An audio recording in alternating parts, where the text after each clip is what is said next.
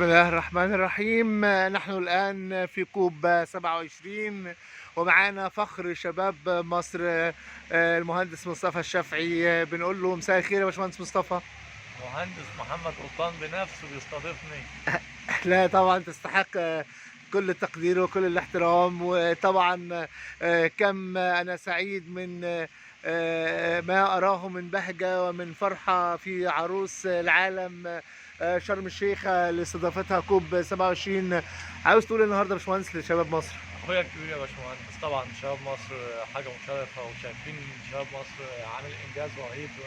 وكل اللي موجودين دول بيشهدوا في فرق التنظيم اللي موجوده، وهم دول انشاءات مصر، سواء من وزاره الشباب او وزاره التضامن.